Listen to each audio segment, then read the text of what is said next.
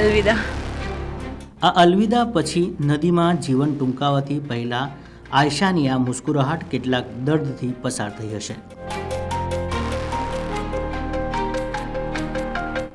નહીતર મરતા મરતા તે આ ના કહેતી, યા ખુદા, મને માણસોની શક્લ હવે ના દેખાડતો. દુનિયાની કોઈ પણ ભાષાનો કોઈ પણ શબ્દ આયશાના આ દર્દ સાથે ઇન્સાફ નથી કરી શકતો. આ દર્દને માત્ર મહેસૂસ કરી શકાય છે. હા, માત્ર એક ગુજારિશ છે કે બધાથી, જો તમારું દિલ મજબૂત છે તો જ આ વિડીયો જોજો, નહીતર આયશાનો આ વિડીયો તમને રોવા માટે મજબૂર કરી શકે છે.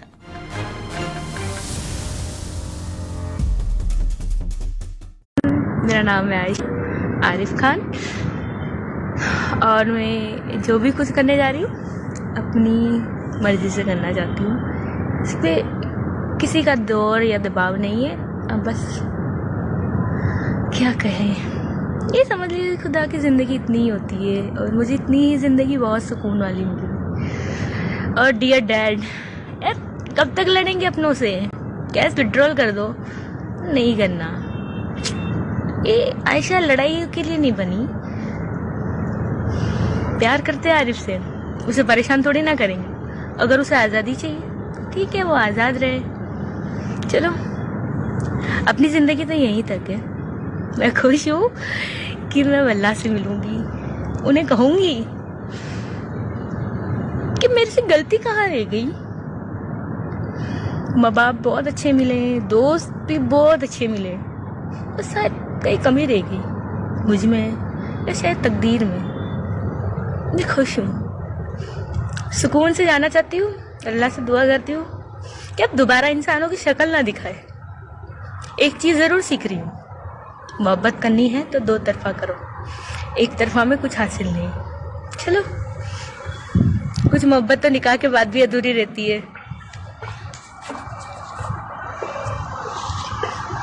ये प्यारी सी नदी, प्रे करते कि ये मुझे अपने आप में संभाले और मेरे पीठ पीछे जो भी हो प्लीज ज़्यादा बखेड़ा मत करना. मैं हवाओं की तरह हूँ, बस बहना चाहती हूँ और बहते रहना चाहती हूँ, इसी के लिए नहीं रुकना. मैं खुश हूँ आज के दिन. मुझे जो सवाल के जवाब चाहिए थे वो मिल गए और मुझे जिसको जो बताना था सच्चाई वो बता चुकी. बस काफ़ी है. Thank you. और मुझे दुआओं में याद करना, क्या पता जन्नत मिले या नहीं मिले. चलो, अलविदा. હસતી મુસ્કુરાતી કોઈ પણ દીકરી જ્યારે આ કહીને દુનિયાને અલવિદા કહી દે કે તે ક્યારેય ઇન્સાનોની દુનિયામાં આવવા નથી માંગતી, ત્યારે આ માણસની માણસાઈ પર દાવ લાગી જતો હોય છે. કાળજું મોઢામાં આવી જાય છે. જ્યારે કાગળના કેટલાક ટુકડાઓની લાલચમાં માણસ માણસાઈની ઇજ્જત ના કરે, ત્યારે શું કરવું? જ્યારે એક મા પોતાના કાળજાના ટુકડાથી જેવી દીકરીને પોતાની આંખો સામે મરતા જોવે તો શું કરશો? ફાડી દેવી જોઈએ તે કિતાબો જે ઇન્સાનિયતની વાતો કરે છે. ક્યાં છે ઇન્સાનિયત જ્યારે ફોન પર એક બાપ આટલો લાચાર થઈ જાય કે મોતના મોઢામાં જતી પોતાની દીકરીનો હાથ પણ ન પકડી શકે, તેને મરવાથી રોકી પણ ન શક્યો. ત્યારે હવે આ લાચાર બાપ ગુજરાત સરકાર દ્વારા જે યુસીસીનો કાયદો પસાર કરવામાં આવ્યો છે તેને લઈને કહી રહ્યો છે કે કદાચ આ કાયદો પહેલાં લાગુ પડ્યો હોત તો મારી આયશા, મારું કાળજું મારી સાથે હોત.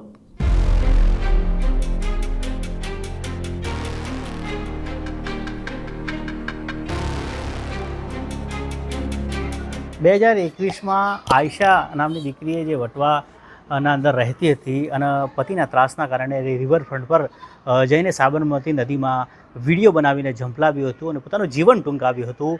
ત્યારે હવે યુસીસીના કાયદાને લઈને તેના પિતા સાથે વાત કરવા માટે અમે ઘણી મહેનત પછી વટવામાં પહોંચી ગયા છે અને અત્યારે આ તમને બતાવવા જઈ રહ્યા છું કે આ આયશાનું ઘર છે અને તમે આયશા અહીંયા રહેતી હતી. ઘણી એના મા બાપના લાડ પ્રેમથી અહીંયા એ મોટી થઈ હતી અને અહીંયા તે મોટી થયા બાદ તેના લગ્ન રાજસ્થાનના ઝાલોરમાં કરવામાં આવ્યા હતા અને તે પતિના ત્રાસના કારણે તેને પોતાનું જીવન ટૂંકાવ્યું હતું. અને અત્યારે જે યુસીસીનો કાયદો લાગુ કરવામાં આવ્યો છે ને તે કાયદાને લઈને તેમના પિતા બહુ ખુશ છે. ત્યારે અમે ઘણી મહેનત પછી અમદાવાદના વટવા વિસ્તારમાં તેમના ઘરે પહોંચ્યા છે. તે આ તમે દ્રશ્યોમાં જે જોઈ રહ્યા છો તે આયશાનું ઘર છે. અહીંયા આયશાએ પોતાના ખુશીના જે પળો હતા એ અહીંયા માણ્યા હતા અને તેને જે દુઃખની પરિસ્થિતિ રિવરફ્રન્ટ પર આપણે જોઈ અને ત્યાં તેને જીવન ટૂંકાવ્યું. અને આ સમગ્ર તેનું ઘર છે. અત્યારે આપણે એમના પિતા સાથે પણ વાત કરીશું અને જે રિવરફ્રન્ટ પર તેને જીવન ટૂંકાવ્યું તે વિશે આપણે સમગ્ર તેમના પિતા સાથે આપણે ચર્ચા કરીશું. યુસીસીનો કાયદો લાગુ કરવામાં આવ્યો છે ગુજરાતની અંદર. તે આયશાના પિતા છે તે આપણી સાથે જોડાયા છે લિયાકતભાઈ. તેમની સાથે આપણે વાત કરીએ કે યુસીસીને કાયદાને લઈને શું કહી રહ્યા છે. લિયાકતભાઈ, યુસીસીનો કાયદો ગુજરાતમાં પસાર કરવામાં આવ્યો છે, તેને લઈને શું કહેશો તમે? હા, યુસીસીનો કાયદો બહુ સારો કાયદો આવ્યો છે અને આ કાયદો જે 2020માં 3 તલાકનો કાયદો આવ્યો એ વખતે આવી ગયો હોત તો મારી દીકરી જીવત, આત્મહત્યા ન કરી હોત ને એ મારી પાસે હોત. આ સરકારે કાયદો લાવવામાં ખૂબ વિલંબ કર્યું છે, પણ ચલો કંઈ નહીં, દેર આય દુરુસ્ત આય. જે આ કાયદો આવ્યો છે, એક બાજુ મુસ્લિમ સમાજ આ કાયદાનો ક્યાંક ને ક્યાંક વિરોધ કરી રહ્યો છે. તમે પણ મુસ્લિમ છો, શું કહેશો? જુઓ, આમાં કોઈ મુસ્લિમ સમાજ કોઈ વિરોધ નથી કરી રહ્યો. 3 તલાકનો કાયદો આવ્યો એ વખતે બી પોલિટિશિયન લોકો જે હતા તે જ વિરોધ કરતા હતા. તમે કોઈ બી મુસલમાન એરિયામાં જાઓ, આ યુસીસીનો કાયદો હવે 2 દિવસ થયા છે, તમે મુસ્લિમ એરિયામાં જાઓ, કોઈ મુસ્લિમ વિરોધ કરતા જુઓ છો તમે? કોઈ વિરોધ નથી કરતું, કારણ કે કાયદો સારો છે. કોને પોતાની દીકરીને ગુમાવવી છે જો આ કાયદાનો વિરોધ કરશે? જે વિરોધ કરી રહ્યા છે પોલિટિશિયન છે પોતાના ફાયદા માટે. મુસ્લિમ સમાજ વિરોધ નથી કરી રહ્યો. અને લગભગ તો મારી જાણ મુજબ આ યુસીસીનો કાયદો જે આવ્યો એની ખબર હજુ સુધી કેટલાક મુસ્લિમ મહિલાઓને છે જ નહીં, કારણ કે એજ્યુકેશન નથી. પેપરમાં આવે છે, પેપરમાં આટલું બધું કોઈ લોકો ધ્યાન આપતા નથી. એટલે મારી સરકારથી વિનંતી છે કે આ તમે કાયદો લાવ્યો છે એ બહુ સારો કાયદો લાવ્યો છે અને એના માટે જે એડવર્ટાઇઝિંગ થવી જોઈએ, જે 3 તલાકની થઈ એવી યુસીસીમાં હજુ એડવર્ટાઇઝિંગ થઈ નથી અને મુસ્લિમોને ખબર નથી.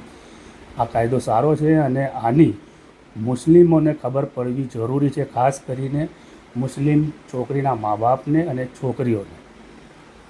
શરિયતમાં 2 થી 3 વધુ જે લગ્ન કરવાનો રિવાજ હતો, જે કાયદો હતો, તે યુસીસીને કાયદાની અંદર નાબૂદ કરવામાં આવ્યો છે. તેને લઈને શું વિચારો છો?